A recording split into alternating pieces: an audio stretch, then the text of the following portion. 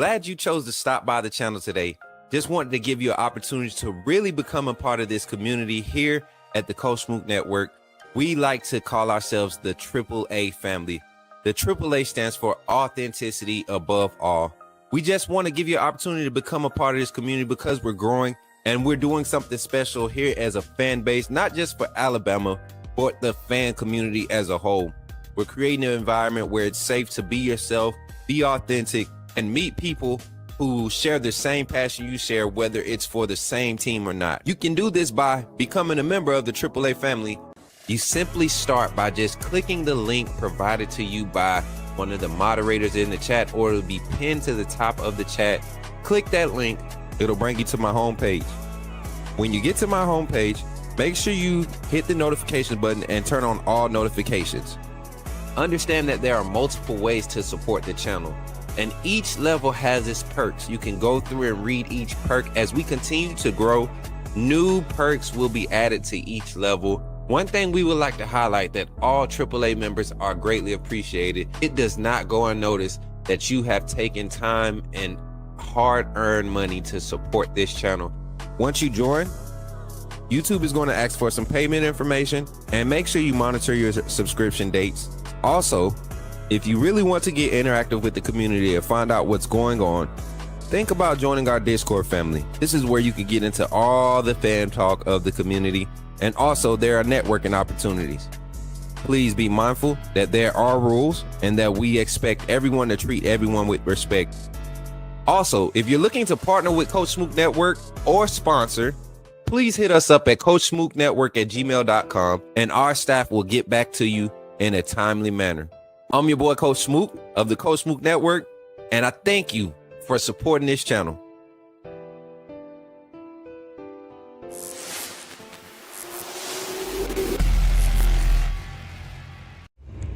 Remember, when you see me in the streets, holler at me. Say, put me in the game, Coach Smook. Put me in the game, Coach Smook. Put me in the game, Coach Smook. Like, share, subscribe. You know we keep it live. Put me in the game, Coach Smook. Put me in the game, Coach Smook. Put me in the game, Coach Smook. Put me in the game, Coach Smook. Put me in the game, Coach Smook. Put me in the game, Coach Smook. Put me in the game, Coach Smook. Put me in the game, Coach Smook. Like, share, subscribe. You know we keep it live.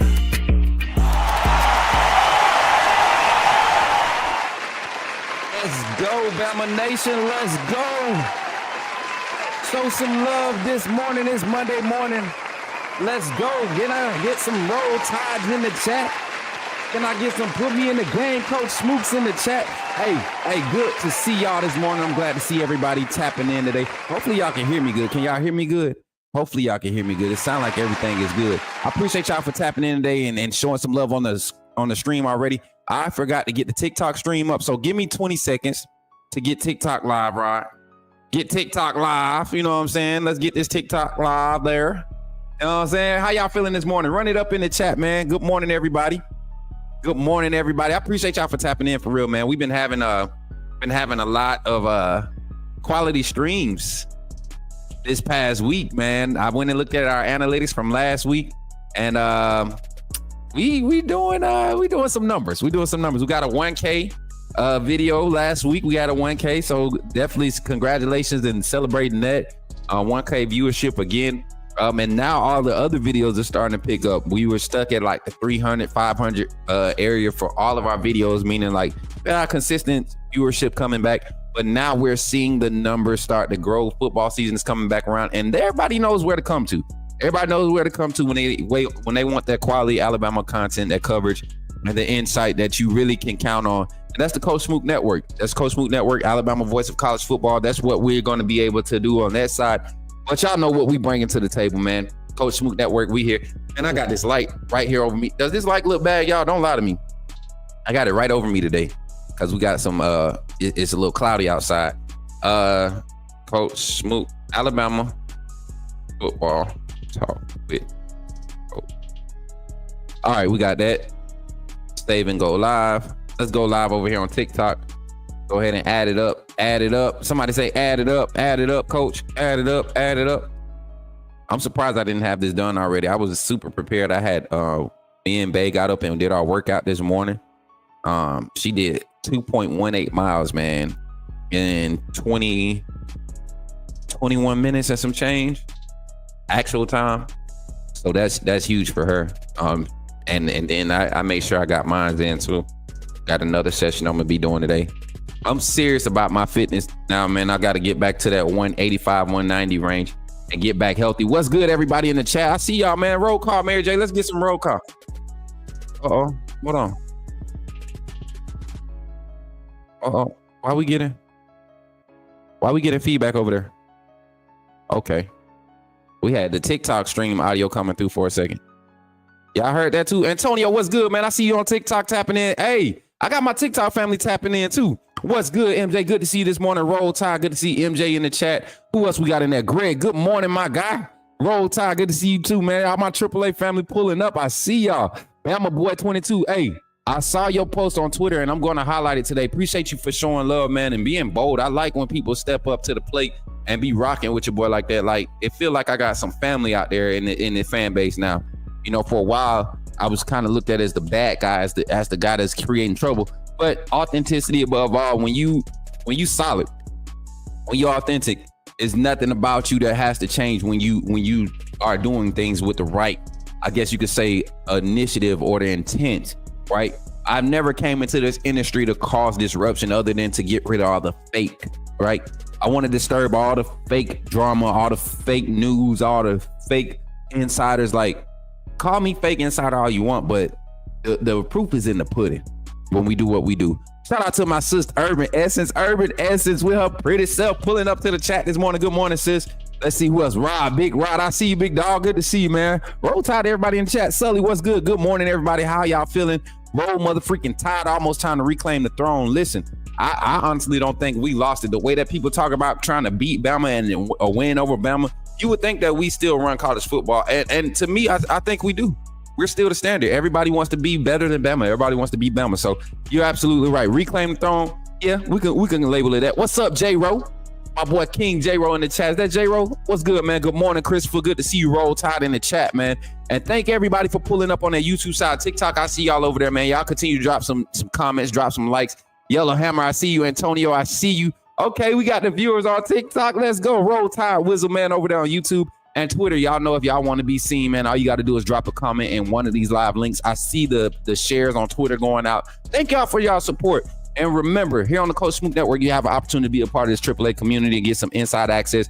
We're going to be providing today's post-practice report. It's going to be members only live. And then after that live, you won't get the post-practice report till 3:30. If you're not a member, you won't get the post-practice report till 3:30. So when you start hearing the rest of the narratives that everybody else is putting out, that's when you'll get what we've known since 11:30, 11:45 a.m. So if you want to be first access to that, join the AAA membership. 5 Adam, I seen you over there on a KB chat yesterday, man. And what you think about some of the takes he had yesterday? He's singing a whole different tune than last year now, huh? It's good to see people change, man. Good to see people conforming and letting go of their fair weather fandom ways, man. Let them go. Let go of them fair weather fan ways, KB. You and your kangaroo crew over there, y'all let go of them fair weather ways. Them Georgia fans be lighting him up, boy. They be spitting some facts, and he be trying to go into detail about all the other stuff. Just have them revert back to the last time they came to T-Town, last time they had to face against Alabama. It ain't no more debate. That's all I'm gonna say to them. They keep talking about everybody else beating us. What about Georgia? That's all we gonna ask them. What about Georgia beating Bama?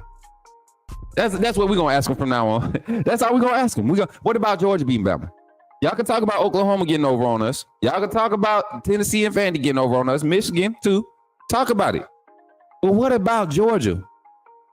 Are you going to wear a Michigan jersey to the next game in Athens? When we come to Athens and beat y'all, you going to try to wear Michigan, Tennessee, or Vanderbilt jersey or Oklahoma jersey to give you some good juju? Because clearly your Georgia stuff ain't working. You know what I'm saying? So we going to give it to them like that, man. But this morning, good topics of conversation, man. We got the scrimmage this past weekend. We did our post-practice, our post-scrimmage report.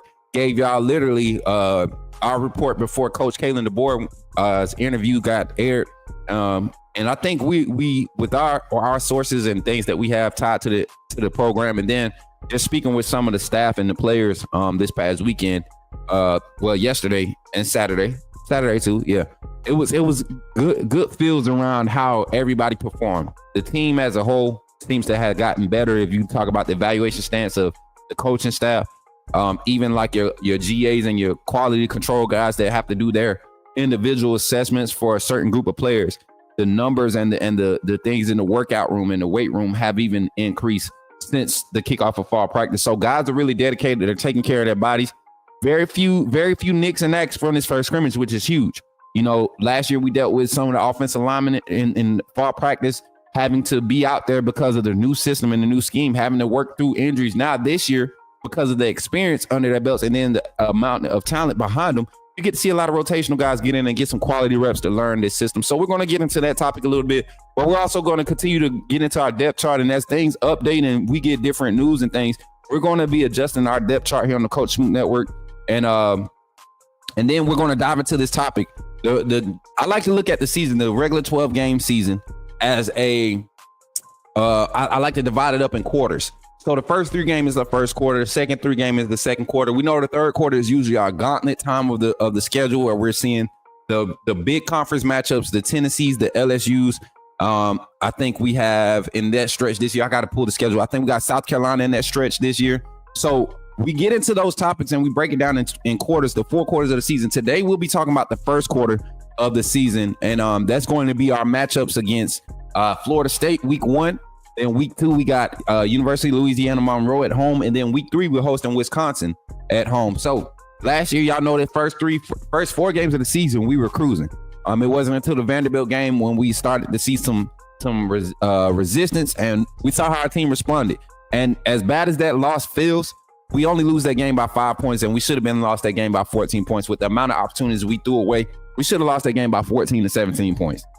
So, yeah, I love this. I love the fact that we have a space now to really project what this team is able to do based off the reports from the fall scrimmage. So we'll dive into those topics here on the Coach Smook Network. Hopefully y'all are ready to get into it. Hey, if you're ready to get into it, somebody type in the chat, put me in the game, Coach Smook. And for everybody listening to me right now, if you could take a moment, look at your screen, tap the screen, make sure you share the live, let everybody know that we're live talking Alabama football. We won't have the call-in segment today. It will be tonight, 7:30 p.m. We will kick off our call-in show, 7:30 p.m. So if you want to be heard tonight, is the time to tap in. We'll have more topics of discussion tonight.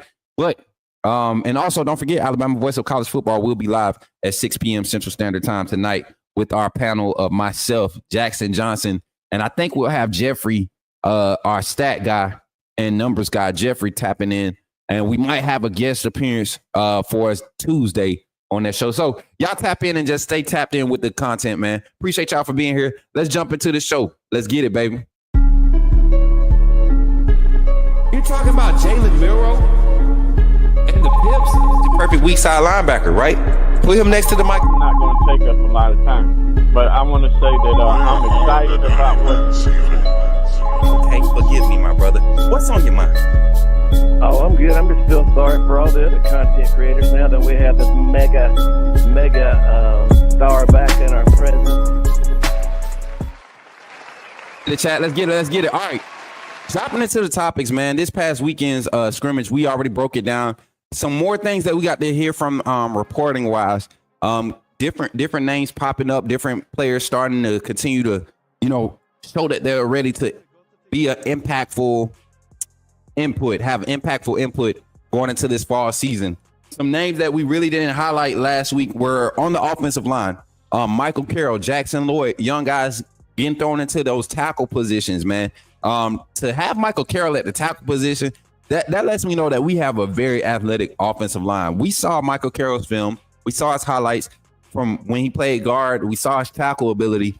And I said that he can play either position. I think they would use him this year in his freshman year to find out where his best fit is as they get guys to kind of grow in other roles like Jackson Lloyd. I think they really have recruited him to be a for sure tackle, the next guy to replace Caden Proctor, to be the anchor tackle of the tackle position.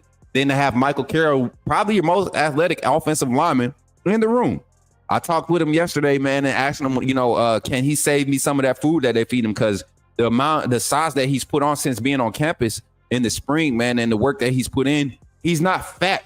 He's not fat. He's still that big, stocky, athletic, hard to move piece of work. You know what I'm saying? That now he's on the offensive line. I don't know if y'all remember the first time we did an interview with him when we were doing this highlight review.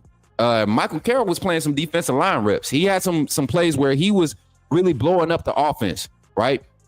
So I love the offensive tackle rotation starting to get a little bit more depth there. You got Wilkin Formby, Caden Proctor, the veterans of that group. And a lot of people, they're starting to see the quality in Wilkin Formby's development, right? I think last year he had the technical stuff. It was more so getting out of his head and starting to not letting the snowball effect on negative reps be the deciding factor of how his performance was. I think this year going against the group of defensive linemen that he has to line up across from day in and day out is definitely going to give him an opportunity to see different skill sets, but also is going to grow him. You talk about this past week's scrimmage, the offense and the defensive line both having like an even type of day where you saw the defensive line really getting effective in the red zone and stopping the run, stuffing the run, and also limiting the impact of the perimeter run game. But in the open field, we had some reports of a few big run plays breaking. Jam Miller, A.K. Deere both had big run plays. Richard Young had some solid runs. Dre Washington starting to pop a little bit with his opportunities against the 2s and the 3s. And then Daniel Hill leading that running back room. Really, if I don't remember the stats or the numbers reported. I don't think there were any exact stats reported, but out of the 11 to 12 carries that he had in this scrimmage, I think Daniel Hill probably was the most impressive. He got carries with both first team and second team, right? And then to the production that he had, to be able to keep that same average yard per carry between both groups, I think that's a testament to the type of quality of skill sets we have in the running back room. 5 Adams says 75 Formby has improved his fitness, dominant right tackle. I don't even think it was improving fitness. I think he just had to continue to develop into that frame. He was 6'7" body with a lot of weight on it, and he just had to sharpen it up, had to chisel up a little bit, get a little bit more lean. And in that, the muscle mass has allowed him to maintain the weight that you want him at. I think Wilkin Formby is probably going to be another year. He's going to take another year to really solidify himself in the draft, his draft stock. But if this offensive line performs crazy good, and we're going to see Parker Brailsford go to the draft. We're going to see Jaden Roberts. We're going to see Caden Proctor go. Geno Vandermark is going this year. Cam Dewberry, I believe, has the ability to. He's eligible for the draft. Yeah, he's a senior this year, so he's going to be possibly going to the draft. Looking at this rotation, Wilkin Formby could benefit from coming back and being the leader at the right tackle for the next group. Right? Let Michael Carroll slide over to the right guard or left guard. Let Rock Montgomery be another veteran guy as a guard on that offensive line.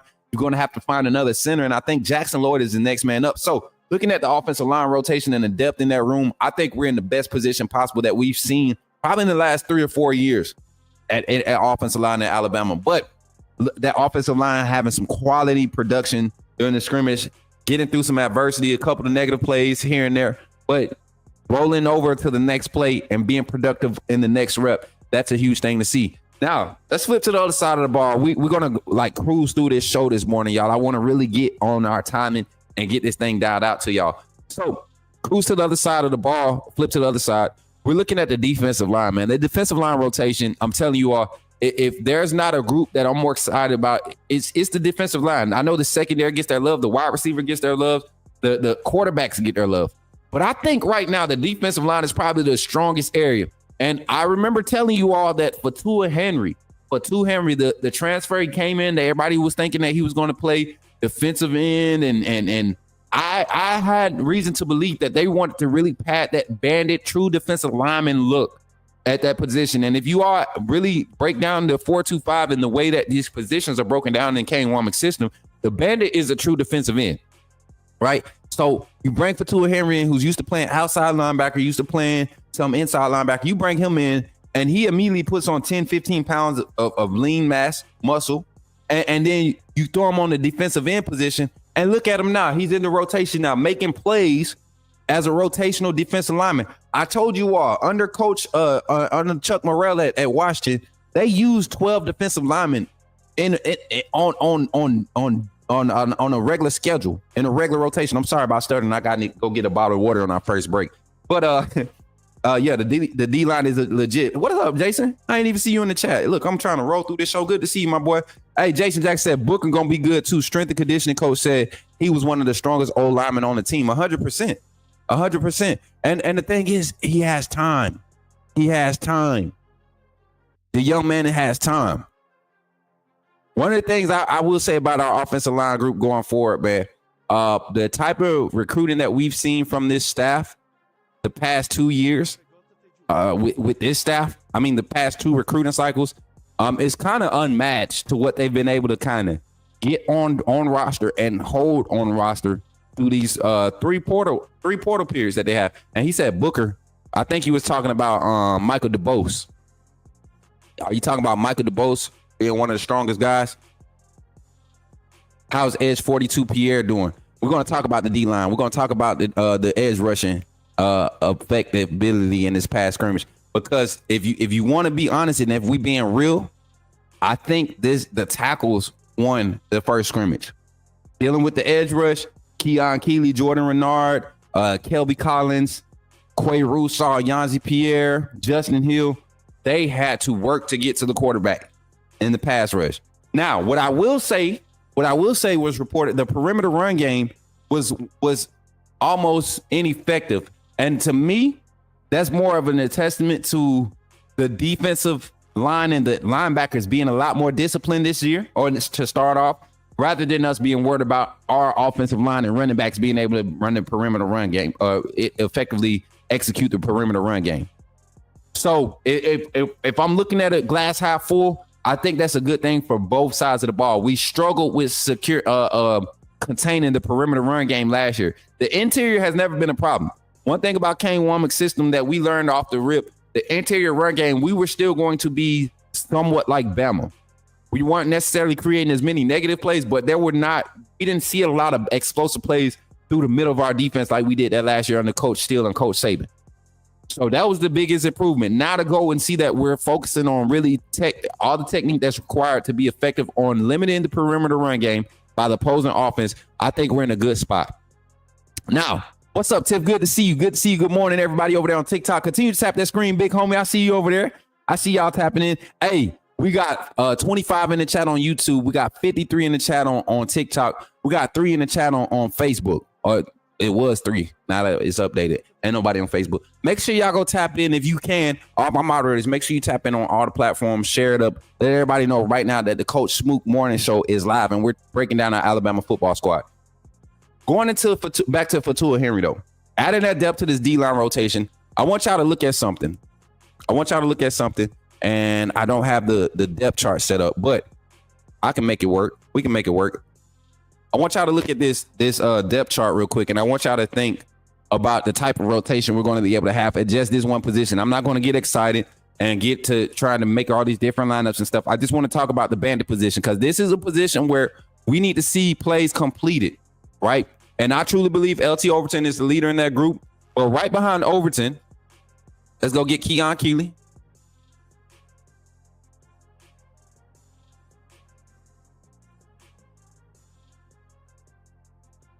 Let's go ahead and get Keon Keeley out here. And then let's go get where my boy Kelby Collins at? Well, yeah, Kelby. We got Henry. Like I said earlier in spring ball, I kept telling y'all when I was looking at just his skill set, I didn't think he would be able to fit in the wolf room or in the inside linebacker room. I think his natural position right now, especially at that 6'4", he's now 260. This is updated weight. So he's put on about 15, 20 pounds of lean mass, right, to get ready for this position, to play that bandit position. And now he fits the frame of that group also. Let's get Justin Hill back over up here. I don't see where I put Kelby Collins at. Do we have a graphic for him? If not, I'm gonna get my mods. I'm gonna get Britt access to this so she could start in the updated. I don't see it, but Kelby Collins is going to be right here fitting this rotation. I think you're going to see more work like this. Y'all know how I do 1A, 1B. I think LT is the guy that starts off. Then you have Kelby Collins come in right there behind. Oh yeah, I do have him. We must have had a different formation going. I think you're going to see that right there for the first group D line projection. Let me get Tim Keenan. Where my boy Tim? Big Tim out here.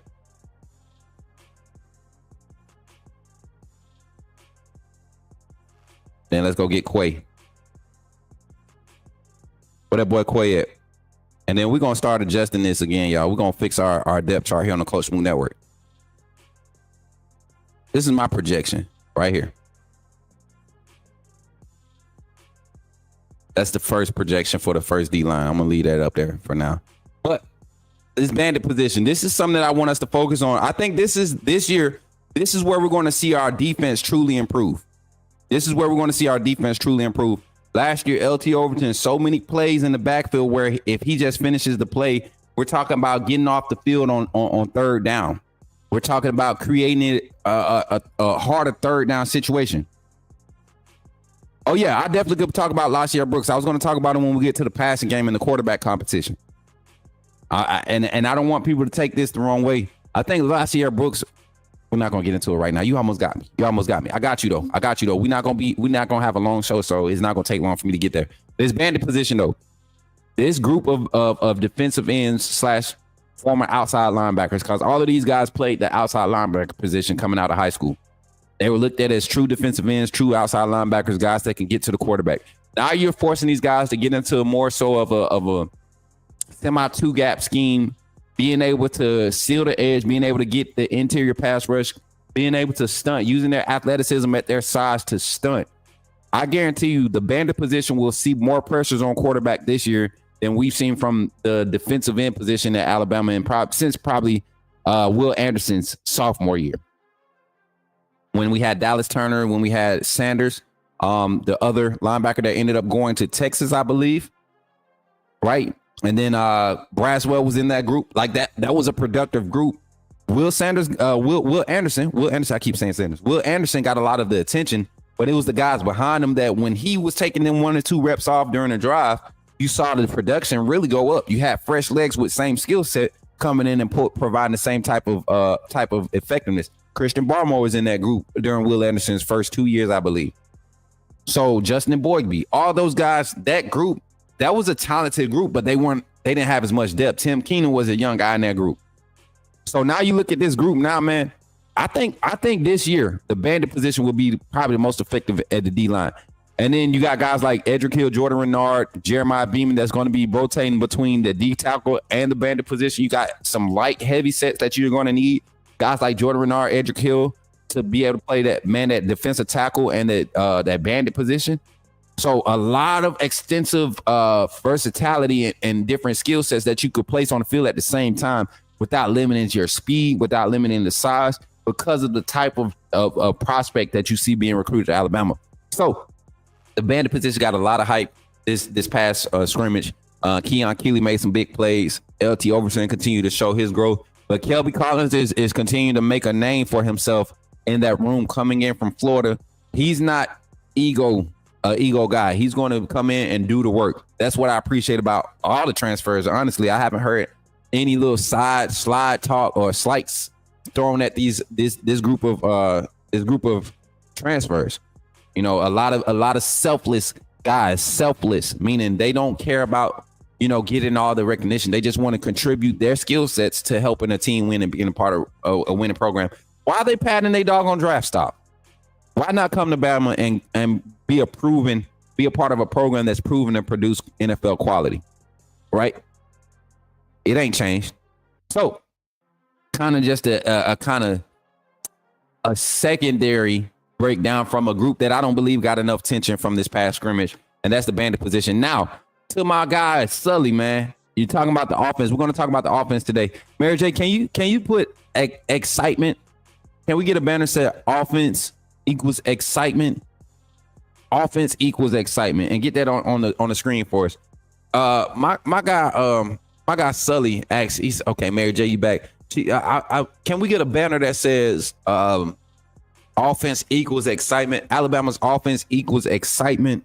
Can we get a banner say that? Sully, he says, Smook, will you provide an update on last year later on in the show? Yes, I can provide that update now. Now, what I will say about LaShair Brooks is this: he has such a great spring that the rotational depth of this wide receiver room, it needed to be solidified in front of him. If that makes sense. A lot of people they think I just be talking out the side of my neck, but when you have a talent like LaShair Brooks, there's no reason to bring him in and pull him under an umbrella like you did Ryan Williams, where you put a lot of pressure on him because he needs to be productive. He needs to be productive. The things that he was able to do in the spring, the plays that he was able to make against the ones, against the twos, while other receivers, Ryan Williams was down, while Jalen Mbakwe was transitioning and trying to learn just the basics of being an actual wide receiver, while Rico Scott was solidifying himself, while Jeremy Bernard was trying to coach up Isaiah Horton and the young group behind him, Jalen Hill coming back from from an injury, Cole Adams all working back from injuries. You had nothing but opportunity. Now everybody's healthy, and you want to see what all your potential is in that room. So guys like Cole Adams, Jalen Mbakwe, you've heard their names. Rico Scott, you've heard their names starting to continue to grow and progress in this system and starting to get a lot more attention because of the skill sets that they provide in the wide receiver room. And if you look at Jalen Mbakwe, he may not be the receiver that LaShair Brooks is, but they provide the same skill sets with their quickness and their speed and their ability to stretch the defense both laterally and vertically. And so coming into the fall, you got a healthy Jalen Mbakwe, you got a healthy Cole Adams, you got a healthy Jalen Hill. You got experienced guys who have contributed in this system before LaShair Brooks. And when they get their opportunities and they're capitalizing, there's no reason to force a true freshman out there into 30 different game situations when they're really strong in two, right? And that's not a slight. You want to be able to have enough depth in front of your explosive freshman. That's why Jalen Waddle has so much success at Alabama coming into the system, playing under, was it Sark? Was Jalen Waddle's first offensive coordinator? Somebody fact check me on that. But they utilized him in situations where he thrived, where he was comfortable, where he was natural. He wasn't asked to do a lot because we needed it. You're not going to have that second group of wide receivers. You're not going to have to ask them to do a lot, which is going to in turn, let's say, for example, let's use this as a scenario. And shout out to my guy, David Wright, for tapping in on the YouTube side. Appreciate you, Roll Tide, man. And shout out to my big sister, Deborah. Good to see you, girl. Good to see everybody in the chat. I see y'all pulling up late. Let's talk about this situation. Let's talk about a scenario where we have an opportunity to see the likes of possibly, let's throw a three wide receiver group out there. Let's go with Isaiah Horton at the X. Let's go with Jeremy Bernard at the slot and Ryan Williams at the Z, right? And then let's say they got their drive, they're going in, they got their 11 reps that they're going to get before they get their first evaluation break. And you seen guys like, let's say, you got Jalen Hill at the X, you got Jalen Mbakwe at the slot, and you got Cole Adams at the Z, or vice versa. I think they're interchangeable at those two spots. I like seeing the fact that you're going to have Cole Adams, whose IQ is second to none, and a lot of his reads, a lot of his placement and breaks are going to determine what happens next to him being on that side of the ball. So Mbakwe coming into this role and stepping up, Rico Scott, both of those guys coming into these roles and stepping up and getting opportunities, they're getting help by having experienced guys like Cole and Hill around them, knowing what this system requires, knowing the natural wide receiver ability. You're getting help with that. A guy like LaShair Brooks comes in and he's your seventh guy in the rotation, and there is not very many fourth best cover guys, third best cover guys, fifth best cover guys that are going to be able to take on a rotational skill set of Ryan Williams, Cole Adams, Jalen Mbakwe, Rico Scott, and LaShair Brooks. And if I'm a coach, if I'm smart, right? If I'm a smart coach, I got a true freshman out here that when he gets on the field, first look, we're probably not going to even give him the attention of and time of day. He's really going to have to show us something, right? And as a coach, I don't have to show that, but maybe 3 times a game. And there's probably 3 routes that I know Latsier Brooks is going to win 9 out of 10 times against any corner, safety, linebacker in the country. And when I have the ability to keep him in those 3 situations, whether that's 2 times a game where he gets, 2 opportunities to run those three certain routes that he's great at doing or basically unstoppable, unguardable, or if there's 3 times where I could get him in the jet sweep action, even the orbit motion to get the defense moving because he's already shown that he could take the top off of defense. Why do I want to abuse that early in the game when I got other assets that can run our regular offense and keep us from having to stay on page 1, stay on page 2? So with Latsier Brooks, there's nothing wrong with Latsier getting pushed down to the 7th guy, 8th guy in the rotation. The opportunity is there for Mbakwe. The opportunity is there for Cole Adams, Jalen Hill. Those 3 right there have an opportunity to really solidify themselves in the rotation, because if they don't, Latsier Brooks is the 5th guy in the rotation, right? And why not utilize this time to decipher that? Had a great scrimmage. No big catches, no big opportunities this scrimmage, but you got to understand he's playing against familiar. It's like the defense is familiar with him now. So there's no underestimating him. He's getting treated like a veteran wide receiver. He approaches the game like a veteran wide receiver. So I think he's in the perfect position right where he needs to be. I don't want him to be a go-to guy year 1. I don't want him to be. I want him to have that same mysterious aura around him about what his potential will be next year. And still going to be able to have opportunities to impact the game right now. Let's get these likes up on the YouTube side. We got 34 watching in the chat and we only got 14 likes, 35. Come on, y'all. Run the likes up. We're going to take a quick segue break and we're going to get back into talking about our offense here on the Coach Smook Network. I'm going to go run and get me some water. But while I'm going to get some water, take an opportunity to join the AAA family, y'all. Take an opportunity to join the AAA family and support the network. I think we ended up adding a new member. I got to go look at the analytics again. But I think a new member just joined. I think a new member just joined yesterday. So if you haven't joined the AAA family, make sure you take opportunity to join right here, right now, on Coach Smook Network. Mary J, go ahead and get that banner off the screen for us. And y'all, we're going to continue to run the likes up on the stream on both sides, on both platforms. That's TikTok, Twitter, Facebook, and YouTube. Let's get it up. Thank y'all for being here. We'll be right back after this message. Glad you chose to stop by the channel today. Just wanted to give you an opportunity to really become a part of this community here at the Coach Smook Network. We like to call ourselves the AAA family. The AAA stands for authenticity above all. We just want to give you an opportunity to become a part of this community because we're growing and we're doing something special here as a fan base, not just for Alabama, but the fan community as a whole. We're creating an environment where it's safe to be yourself, be authentic, and meet people who share the same passion you share, whether it's for the same team or not. You can do this by becoming a member of the AAA family.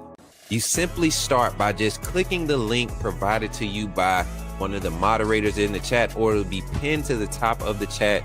Click that link. It'll bring you to my homepage. When you get to my homepage, make sure you hit the notification button and turn on all notifications.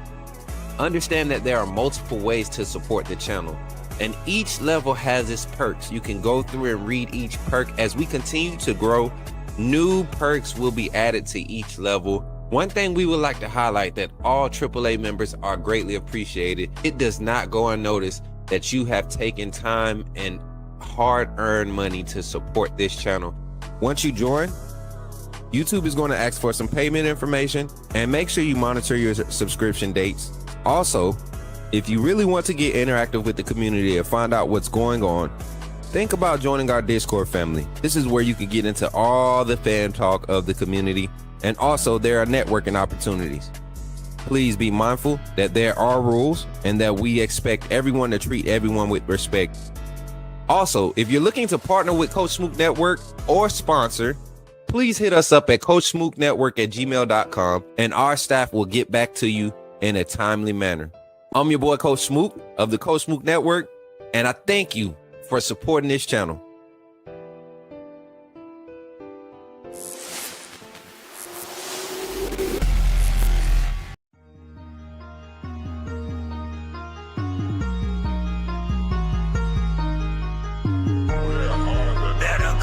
subscribe. You do roll with the tide. I'm down in the gun with Coach Smook. Through the game, roll tide, roll tide. Better go subscribe. TikTok.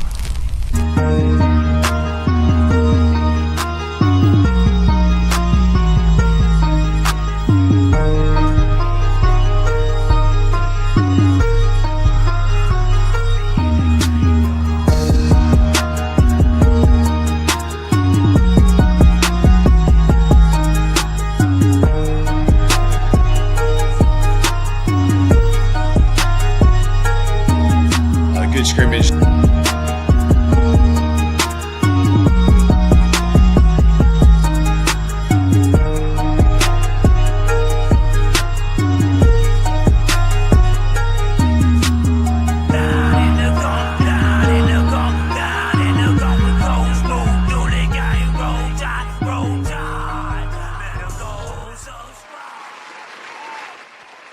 Let's go. We back, chat. We back. Listen, wanted to get into the last topic of conversation. We got about 15 minutes left on the show, man. Appreciate y'all for being here again. Shout out to the viewers that's pulling up a little late this morning. Y'all wasn't expecting your boy to be up this morning and ready, but I appreciate y'all for tapping in. Hey, tap in a little bit earlier next time. I love the conversation that y'all are creating in the chat right now. Mary J, if you can go back up, I couldn't see that name right there. Was that Russell? Was that Russell tapped in? What's up, Russell? Good morning. Good morning. I see you. Okay. Russell McDaniel, I see you. And then Wade World come in late, talking about he heard Horton was killing in the scrimmage. Yeah. Randall Green, what's good, man? Is Keelan starting overtime? No, sir. No. And I hope that wasn't a slight. I hope that wasn't a slight trying to say that I was wrong about who would start. I love when Randall pops up, y'all. He's probably the second most fair weather fan that follows us. And like when he speaks on Bama, it just irks my nerves because he's not a real Bama fan. Y'all don't y'all get those feels when certain people speak on Bama? You know what I'm saying? It just irk your nerves when them fair weather fans got so much to say. You know what I'm saying? Appreciate y'all for tapping in. David Wright, appreciate you for becoming a member of the AAA family. And Randall Green, appreciate your $4.99. Can you finally admit Ty's better than Keelan this year? No, he's not. There is no admitting that. He's not better than Keelan. When you have an experienced quarterback, he has experience in the system. He can command and control the huddle. That's the only thing he has over the freshman. That doesn't mean he's better. All you got to do is turn on the film and see who the better quarterback is, Randall. Thank you for your $4.99 and your goofy little chat, but it doesn't mean that he's better. There are NFL teams right now that'll take Keelan Russell over Ty Simpson. But we're not gonna get into that. That's not part of the debate today. We're gonna keep the show rolling. We are actually going to highlight how Kalen DeBoer literally was highlighting certain names. And if you pay attention to the way that things are progressing and how they're reporting on their offensive production and certain guys that are stepping up, there's a reason why certain names are getting mentioned more than others, i.e. Austin Mack, i.e. Keelan Russell. This staff truly believes that there is such a high potential for this offense that the quarterback position needs to be at the top tier. You can't be a game manager this year. And if Ty Simpson doesn't perform past what his capabilities are, and I mean like in a space of, all right, creating the extra play 5 to 6 times out of the game, you're going to need to in this offense. It's required. Guys that can create plays, that can play off schedule. Ty Simpson is perfect on schedule. He is the prototypical game managing quarterback on schedule. You talking about time, you talking about breaking down the defense.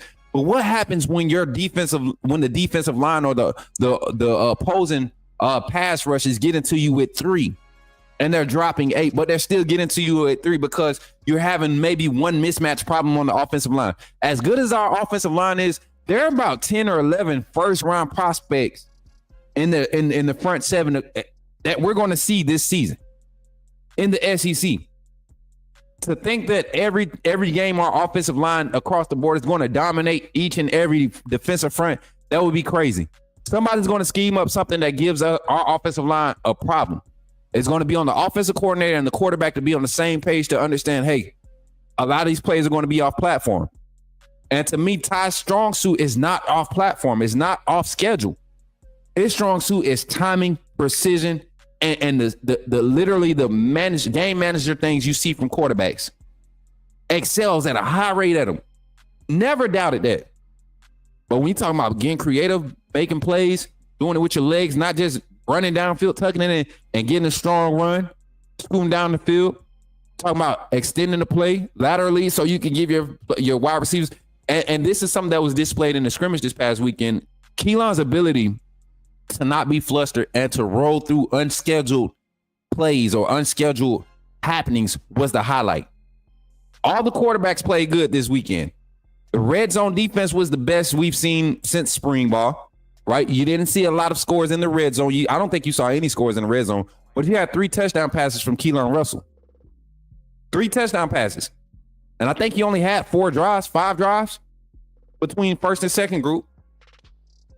2 of his passes came in while Damani Jackson was in the game. So I don't think Damani Jackson is playing too many 2 reps this season. I think there's enough cornerback work on the defensive side of the ball where they're not using Damani with the 2s. They're not using Keon Sabb and Ray Hubbard with the 2s. There's enough DBs in the rotation that need those reps to go with 1A, 2A, 2B.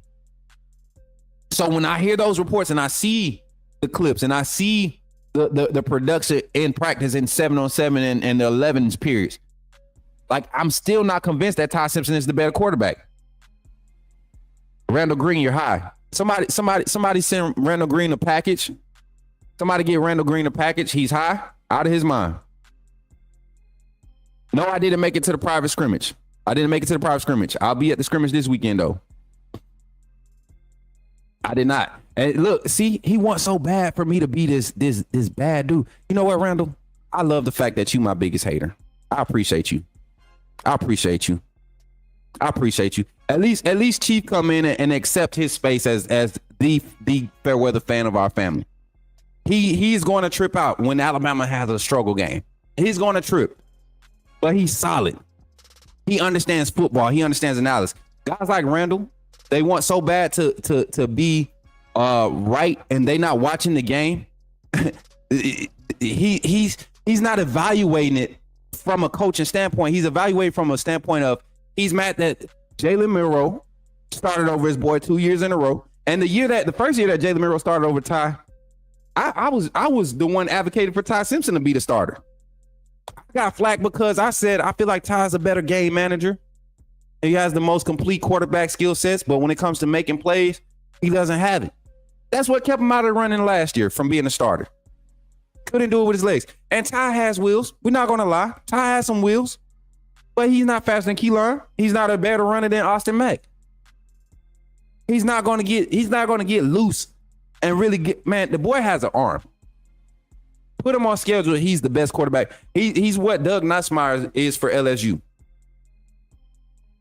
Alabama was probably the first team last season to really get to Nussmeier and really disrupt the timing and how we played him, our defensive scheme. The first team that's able to do that, I guarantee you Randall Green won't show up back around the Coach Smook Network again because he's going to be quiet. He's going to see how human Ty is. He's going to see how much work Ty needed coming into the season. And the first sign of adversity, that's when we're going to see what we really have at quarterback. And it probably won't happen the first 3 weeks. But going into Athens, Ty's going to be so laser focused. Any sign of adversity, and we're going to see what type of quarterback he is. He's going to be so locked in for that game that the moment something goes wrong, because something will go wrong. That's a part of the game. Something will go wrong, whether it's a tip pass interception, whether it's a overthrown ball to a wide open wide receiver that ends up being a interception, whether it's a fumble by stepping up in the pocket, doing things that you do at a high rate. But the law of averages always happens. It always hits. How do you respond? And that's what's kept him out of the starting position. Keelan Russell hasn't had that problem. He's had 2 interceptions since spring. 2 recorded interceptions. Out of the 100+ pass attempts that he's made, whether it's in 7s or 1-on-1s, 11 skills in all of these different team periods, the scrimmages, 2 interceptions have been reported. To me, that doesn't scream the next quarterback. The quarterback in front of him is better. When Kalen DeBoer literally said, and let's see if we can get to the spot where he talked about the difference between the quarterbacks. Let's see. Let's run it. A good scrimmage for the guys. I say it seems like every time, but I felt good about the back and forth. There was times the offense moved the ball, especially early up the field, and defense did a nice job anchoring down as the scrimmage went along. And we got into some situations at the end, some end of game stuff that I think is really important. Things that we're able to do much more and be comfortable repping those things. Doesn't mean it's perfect, but that's why we practice, and got some end of the game situations in there at the end too. So just kind of last second stuff, 7 seconds and last play of the game type things. But really all the injuries that we have right now, we got Jaden Roberts still dinged up. He got in the middle of the week. I almost just went to it without even. There it is, asking, right here, quarterback situation. The biggest thing with those guys, the quarterbacks, the question is, they've done a great job, first of all, taking care of the football. No picks today, and a few touchdown passes. I don't know the exact number, but a few touchdown passes between all 3 of them. And the completion percentage over the course of camp for all 3 has been in that, range that we want. Like to have a minimum 63 to 69%. And they just did a good job being consistent. But they've taken care of the football. I think there's maybe 3 picks all camp. When you talk about 7-on-7 drills, team drills, I might be off 1, probably not off 2, but they've done a good job taking care of the football. And I think the first week just missed a few plays. The last practices, finding the ways to get explosives. I think, command in the huddle. I think your 2 guys that have been around the offense the longest, Ty and Austin. When they get in a huddle and they got to rattle off a play, they're sharp and confident with it. Keelan's still learning those things, but he's doing a great job. The progress is something that you'd hope for, and he's right there. So, explosive opportunities, they got the ball there. They deliver. Randall, did you hear that? Did you hear that? No quarterback is separating him with the skill set. That's not. You got a 4th-year guy in Ty Simpson, a true freshman in Keelan Russell, and a redshirt sophomore, early enrollee sophomore in Austin Mack. And you can't get the head coach and the originator of the scheme to say we have a guy that's ready to go and we're working the other guys up to be at the. I think, and this is just me being a coach and being at this position as a wide receiver coach and assistant offensive coordinator, there was no second guessing who our starter quarterback was going to be going into the fall. There was no second guessing it, because there was one guy that did everything we needed him to do at a consistent rate. It probably wasn't the best, it probably wasn't the highest, but everything that we felt like we needed to do, he can do it at a consistent rate. And then we had 2 guys behind him. One was a sophomore. Both of them were sophomores, as a matter of fact. The 2 sophomores, the year we won state. These guys, one was a mobile guy. Let's get him in. Let's continue to progress him in the passing game. Let's continue to see him break down, understand coverages. But let's not take away what he does naturally. Let's not take away what he does at a high rate. Get him outside the pocket, throwing off platform, throwing off schedule, getting him in the opportunities where he can play off schedule. And then you have one guy, if the pocket wasn't clean, he's not effective. But when we have a clean pocket, we have a game where the defensive pass rush is not as effective as others, right? This might be the guy if number 1 goes down. That's the situation I believe we have at Alabama. You have a quarterback with Ty Simpson that does everything because of how much continuity he has, how much he's been able to retain. You have a quarterback in Ty Simpson with 4 years of college football experience on his belt. Appreciate you for joining the team, joining the family, Chief. You got a guy in Ty Simpson that provides everything at a consistent rate. If he wasn't, I wouldn't expect him to even be on roster. But when you have a guy like Keelan Russell coming in with your 2s and the offense looks just as good as the 1s, and then when he gets in with the 1s, there's no drop-off. Parker Brusford spoke on this. He doesn't feel like there's a drop-off between QB1 and QB2. Honestly, he said, I don't think there's a drop-off when any quarterback gets back there. small changes here and there, but we don't have a drop off. And so when I have those type of reports, and then the numbers even align, you're talking about 2 interceptions since fall camp has started. Keelan Russell hasn't thrown an interception yet. That's all I'm saying. Chief, appreciate you. Hey, what'd he say? So because of his continuity, experience, and consistent, he's not a better college QB than Keelan Russell this year. What has he done in college to say that he's a better quarterback, Goofy? Randall, I'm done talking to you, man. Hey, Mary J, don't pull up another Randall. We're not pulling up another Randall comment. I think Randall be listening to the Bama Standard too much. Shout out to them boys over at the Bama Standard, man. Y'all keep preaching that fake stuff. I love it. I love it. Y'all give me that energy. But Coach Kalen DeBoer, Coach Ron Grubb have both been coinciding with the depth at the quarterback position and their comfortability. How does that look going into the Florida State game? Florida State coming into the we going into Tallahassee. I think Florida State might have something up their sleeves right now defensively. I think they might have something up their sleeves defensively. You have a coordinator, and I'm gonna pull this up for y'all so y'all can see Florida State's depth chart. And Randall, don't get in your feelings because I don't want to hear you no more. I just don't have time for the trolling, the fake fandom and everything this year. We got bigger fish to fry. I got some fans that want to talk some football and understand football. They don't just read. They don't pay that $9.99 or whatever you're paying over on Bama Online and go in there reading their stuff because they are definitely tie-centered in their reports, which is crazy to me. None of them ever played football over there or sat on the sideline and evaluated a game. I'm getting them same vibes from you. So I look at the defensive rotation over here at Florida State. Check this out, y'all. This Florida State squad got some talent, got some guys from the portal. And if you pay attention to the names that are on this projected starter lineup, this is a I don't know if y'all remember Elijah Herring. I don't know if y'all remember him from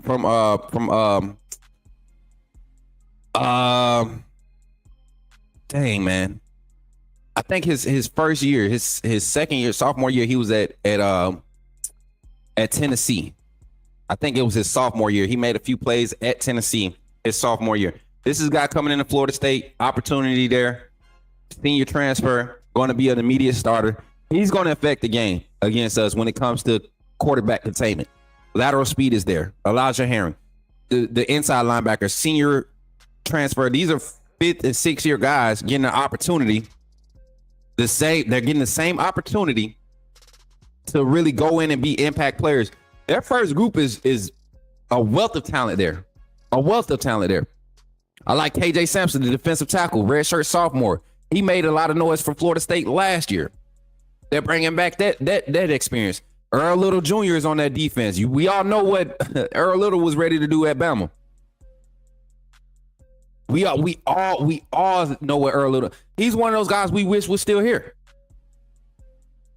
And then if you all don't know who Jeremiah Wilson is, I'm gonna just go and see do they have his stats up.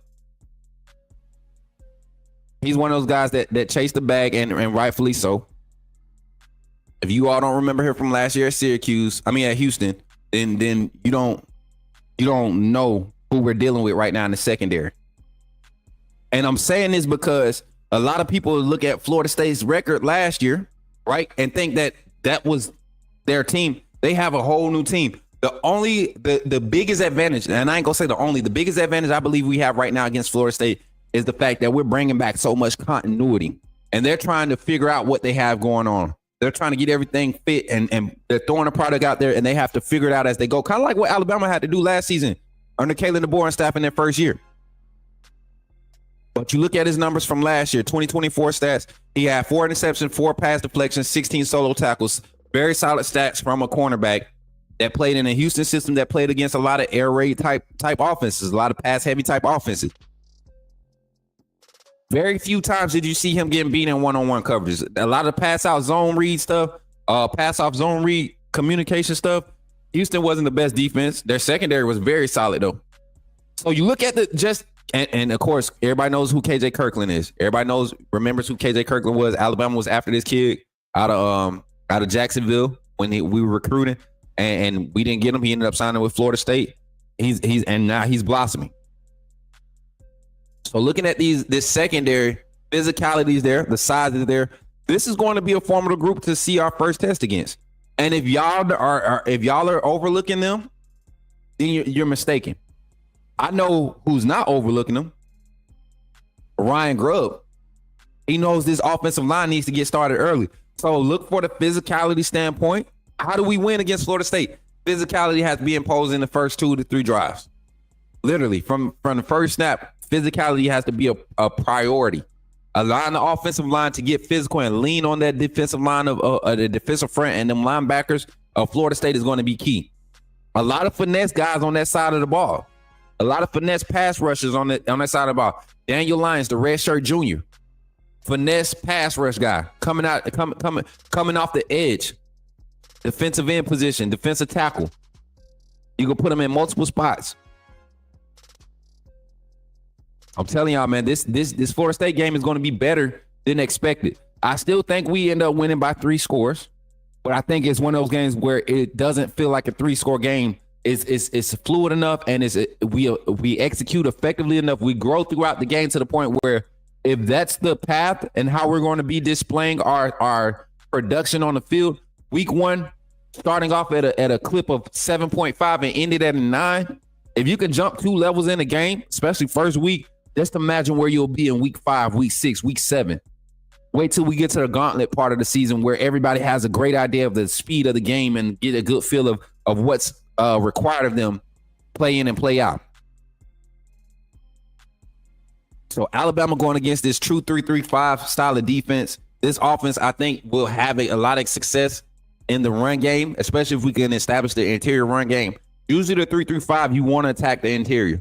You want the front to get in more of a even setup, meaning they're head up over the tackles or the tackles in the center, right? You get them in odd fronts, kind of start having to get into some of your zone read type of offense.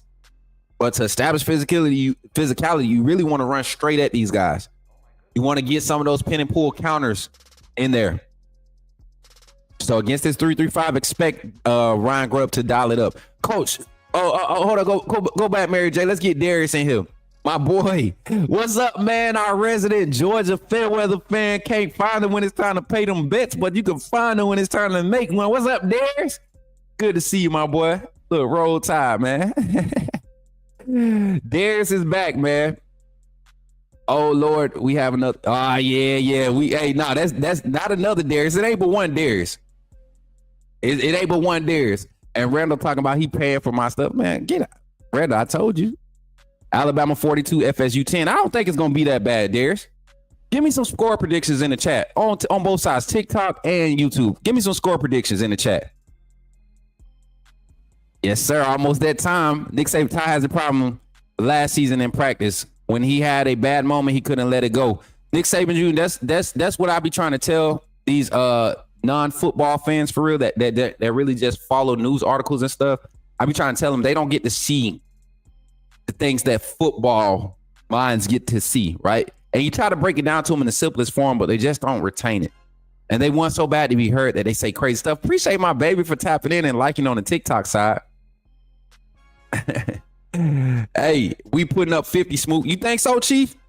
Give me some score predictions. We're going to end the show with some score predictions. I'm going to give my last 2 analysis for the next 2 games. ULM, that's a team I feel like hosting them at home. This will be the perfect time of the season to really see those second group guys, those third group guys, right? See that opportunity. Can Ty in that first group come out week 2? And I truly think Ty is going to fare well against the 3-3-5 against Florida State. I think he's going to do a great job to the point where we're going to see Keelan Russell probably get 3 to 4 snaps that game. Within the scheme of the offense before it's handed over to him, probably fourth quarter with 8 minutes left, right? I think we're going to see an opportunity for that. I think we might see Austin Mack even in this game too against Florida State. 38-21 from my guy Thaddeus. 38-21. Appreciate you, Thaddeus. Mary J, what up? I don't care. I don't care. I don't care. I don't. Thank you, but I don't. I'm sorry, Mary J. I don't. Because not only is he a troll here, he's a troll on other platforms too. So I get tired of it. We could do without it. Been doing without it. Have great shows when he's not in the chat. Then Wisconsin. We host Wisconsin week 3. I need score predictions for that Florida State game, though. I want to see some score predictions for the Florida State game. I'm going to give my score prediction for ULM just off rip, blindly picking. They suffered a lot of transfers. ULM had a lot of skilled players leave and go to your Power 4 schools. I think ULM is probably going to be who we used to play a lot? Mercer. Y'all remember seeing Mercer every year, as a cupcake game? I think we get the Mercer type feel with ULM this year. And man, it might get ugly for ULM. I'm thinking like a 60, 65, 63 to 3 type game, 63 to 6 type game. And I'm talking about maybe 2 field goals against your third team, right? Seeing a lot of those, because a lot of these teams, they just hunker down and start running the ball. Seeing guys like overplay gaps or over pursue, not wrapping up in the third group. That's probably what happened to get them in position to score 2 field goals. So I'm thinking like a 63 to 6 type game for that ULM. And then Wisconsin, we host Wisconsin. I think that's going to be a early game. It's 11 a.m. So that noon game, y'all know I love noon games for Bama. They're like the worst games ever, right? 42-17 Bama against Restoration. Okay, Restoration of Love. I see 42-17 against Florida State. I like that. I like that score. Wisconsin game, though. Wisconsin game, I think they come in with a game plan. Physicality is going to be their key. They're going to try to slow the game down. But I think it's one of those games where the offense finally utilizes and opens up that vertical passing threat to the max. Getting guys like Jeremy Bernard, Isaiah Horton, Jalen Mbakwe, Rico Scott, getting those guys opportunities early and often. Not focusing on Ryan Williams getting the targets, because the next week against Georgia, we know they're going to target Ryan Williams. So get guys used to not being the second and third option. Get guys used to being the first option in a lot of your skill sets. Ryan Williams is going to be a focal point in our pass game. You'll be crazy not to utilize that. You'll be crazy not to utilize it. But to say that he's going to be the guy, I don't think so. I think Isaiah Horton comes in. He probably might have the most receptions. I think yardage-wise, I think a guy like Jeremy Bernard might have the most yards. I think Ryan Williams will be the most impactful, right? He might have the second most receptions and the second most receiving yards, but his numbers will be the most impactful. Key plays, Heisman moments will be committed by Ryan Williams. And I think Rico Scott, not Ryan Scott, but Rico Scott. I think Rico Scott might lead in touchdown receptions this season. I think Rico Scott could lead in touchdown receptions. 8 or 9 touchdown receptions from Rico Scott will be the leading touchdown reception. And I think we're going to have multiple receivers with 3 or more touchdown passes, including the tight end room and the running backs. You're looking at your starting quarterback under Kalen DeBoer and Ryan Grubb. Their average season passing touchdowns in the season, we're looking at an average of 38.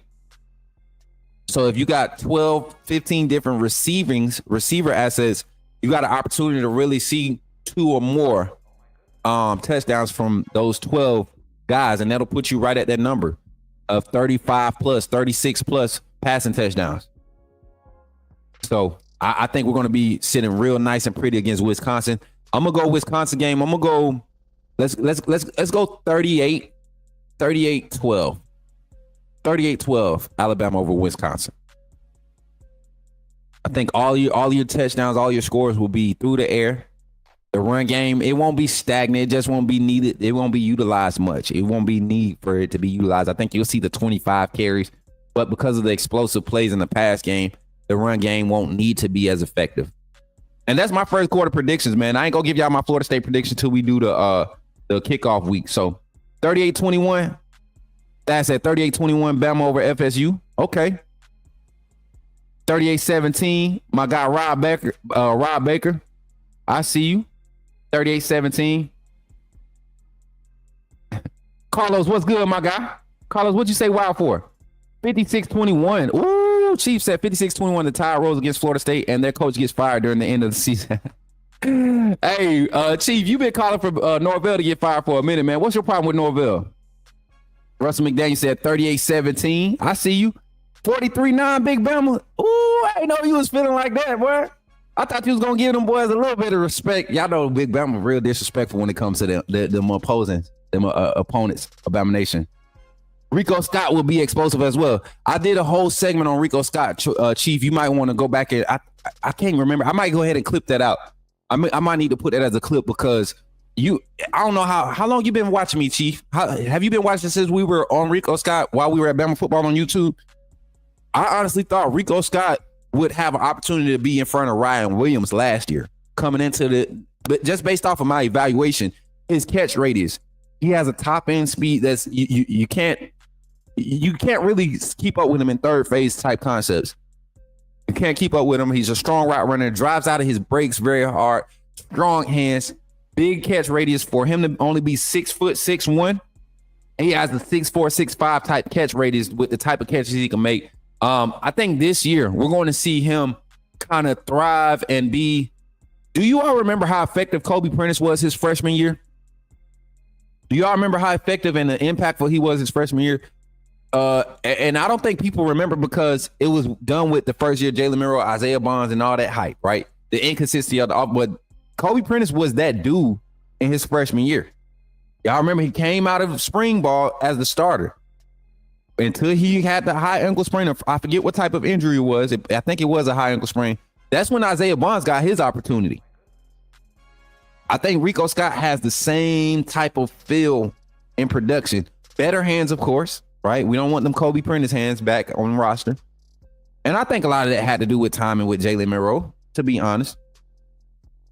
You know, you expecting the ball when you turn your head instead of waiting on it and slowing down in stride. That's something that I knew we would have to be able to progress with, right? I've been watching for a couple years, but I be on and off, so I miss shows. I definitely remember Kobe P with Bryce Young. Facts. So it was Bryce Young last year when Kobe Prentice was able to hop on the scene and be effective. Yup. What's this? Smook been on Rico Scott, no cap since recruiting. Facts, Smook. And like this was before he committed to Bama. This was before he committed to Bama. When I found out that he was a Bama target, I've been and literally jumped in his inbox. He's one of those players. I'm not ashamed to say I hit him up. Hey man, you think about coming to Bama? I pulled one of them with Rico, and he gave me the little smirk face emoji. And I got in trouble for posting it. I got in trouble for posting Bama football on YouTube, posting the DM. So I learned real early in this industry it's not tasteful to do such things. Right? It don't matter, man. We do it though. Morning, Smook. Glad you got your mic set up. Hey, Mike Jones, what you trying to throw some shade, Mike? I'm about to fire you up, man. Hey, y'all, but we've come to the end of our show. Final predictions, man. We got y'all predictions. I'm gonna make sure I clip them out and get them on the show. That's our topics of the day. That's our topics of the day.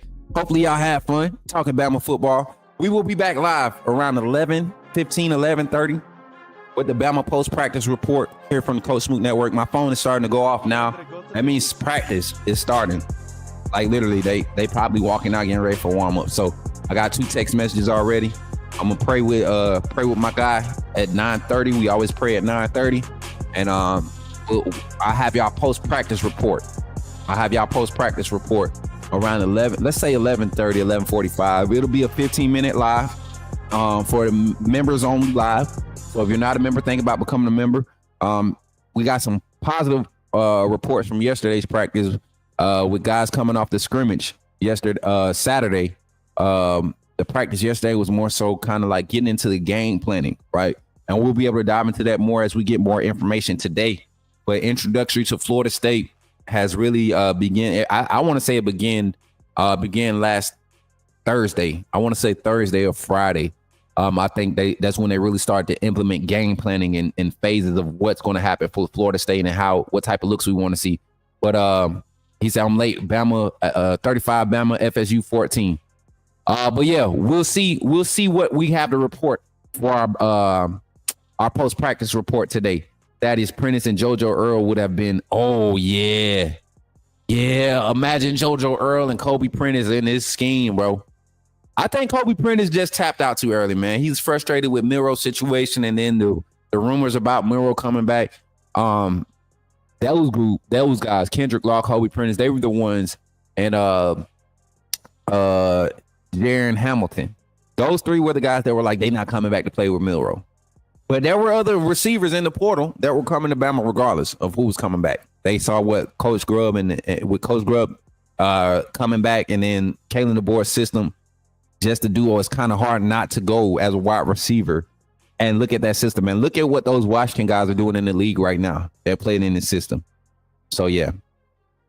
And so that's it for our show, man. Appreciate y'all for tapping in. Don't forget to like, share, subscribe. TikTok, continue to like this stream as we go out. Nick Saber Jr. says 45-24. Big Homie says 31-13. FSU scores. Bama both wins.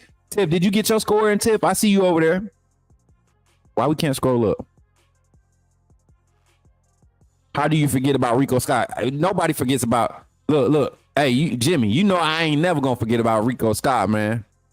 Y'all know I ain't gonna never forget about Rico Scott. And Big Homie, appreciate the 20 gifts over there on TikTok, man. Y'all continue to support, man. I can't see who all sent gifts, but I see Big Homie's 20, 25 with the GG, so 25 total gifts.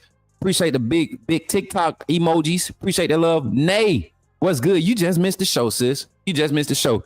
D Major said Prentice probably got a little more cash going to Baylor too. The thing was he had to find a system. Prentice has a small window like Isaiah Bonds right now to really be productive. And Baylor is going to throw the ball. We know that. They're not going to change that up. May not have the best offensive line, but he's going to fit. And he's going to be able to be in that Big 12 conference. Or what is it? Is the Big 12 now? What is it now? It's still the Big 12, right? Baylor in the Big 12, or did they move conferences? That's a pass-heavy conference if they are still in the Big 12. So something that he wants to be in. And I think just like other Bama receivers that left, man, you go in, you put in the work and don't wear that Bama brand under your jersey, but just put in the work that you learned at Bama. You can go and be effective anywhere. Malik Benson comes in for 1 year as a transfer, comes into Bama, doesn't pan out at Bama, goes to Florida State the next year, and he ends up being one of their go-to guys. Not impactful, but ends up being the best guy for them, the best option for them, right? Yeah. But yeah, appreciate everybody. Appreciate all the super chats. You all know who you are. Shout out to my guy, David Wright, for becoming a member of the channel, man. We appreciate you. And Chief, appreciate you for coming back home, man. Hey, Chief 18, you are my resident Fairweather fan, bro. Embrace it. Embrace it. And you know what? Maybe this year we're going to have you deliver, bro. Maybe we can get you to fully believe, man. Don't doubt. Don't doubt. Live with the wins, live with the losses, process them, and continue to be a true Bama fan. Chief, I appreciate you for becoming a member of the AAA family, man, and supporting the Coach Smook Network. And all the super chats, you know who you are. I appreciate the super chats. And continue to support the Coach Smook Network. Y'all like what I'm doing? Y'all like what I'm doing? Go look at the targets, man. Go look at the targets. Baylor play Auburn first week also. That's going to be a good one, right, Thad? What do y'all think about watch parties? We'll talk about it later on in the show, later on the network. We're going to talk about doing watch parties this year on the Kick side, kick.com. If you're not following me on kick.com, that's the site where we can actually go and watch the games and not worry about getting copyrights because we're not getting paid on that site. We're just providing an opportunity for people who don't have cable, right, or don't have streaming services to watch the games live instead of just waiting for restoration. You're a fool, man. And providing people opportunity to watch the games and support the Alabama Crimson Tide and all the other good games that we can watch during college football. Y'all know week 1, I sit in front of the TV, I don't move. Week 0, I sit in front of the TV, I don't move. I don't care. Week 1, I sit in front of the TV, I don't move. I don't care. I don't care who playing. I'm watching all the games until Bama get on, and then we not changing the channel for nothing. So with that being said, I appreciate y'all for showing love and tapping in today. And don't forget, subscribe, like, make sure you turn on all your notifications. But also our merch, we have the new link. Make sure y'all go hit it. It's in the description on the YouTube page. We still have red letter and white letter lineup merch available, but the new merch is out. Make sure y'all go check it out here on the Coach Smook Network. And without further ado, man, with all that being said, thank y'all for supporting. And remember, when you see me in the streets, holler at me and say, put me in the game, Coach Smook. Roll Tide to my Bama family, and shout out to the AAA family. All of the rest of you mutts and your ball dogs and your whatever else you is out there, your Michigan fake X-Men and whatever else we got, the Florida State Feminals and all the fans that support the Coach Smook Network. Just know, man, we getting closer to that hate time, Y'all can show up. I'm gonna show you love here, but when it's time to start talking football, I ain't got nothing for you, nothing but hate. All you Auburn fans, you know what? That's what I feel about Auburn, man. I've been waiting to say that jump for about 2 or 3 weeks. It's getting closer, man. Y'all smell that? Don't it smell like fall football weather? Yeah, let's get to it, man. Appreciate y'all. Love y'all. Catch y'all on the next one. Be easy, baby. See y'all later.